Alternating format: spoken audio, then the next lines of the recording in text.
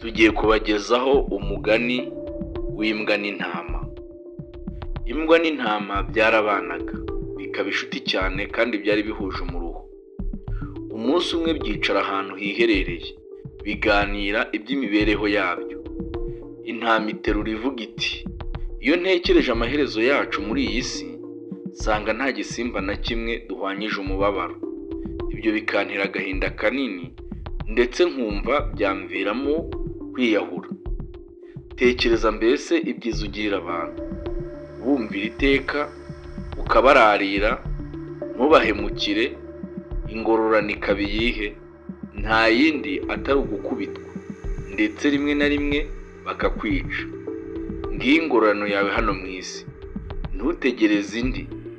Naho njye rero nkabambika ngahekwa n'urubyaro rwabo, imirima yabo ni njye uyifumbira.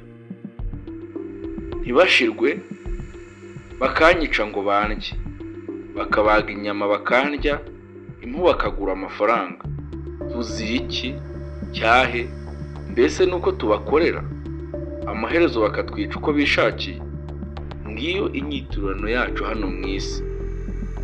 Imbwa nayo ubwo yari iteze amatwi inshuti yayo, kuko yumvaga ibyibwirwa ari iby'ihora ikorerwa na shebuja.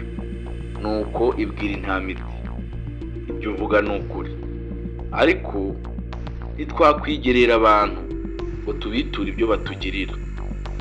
Tuzajye ducisha make, yenda amaherezo bazabona ko natwe dufite umubiri. Si njye wahera, hahera umugani.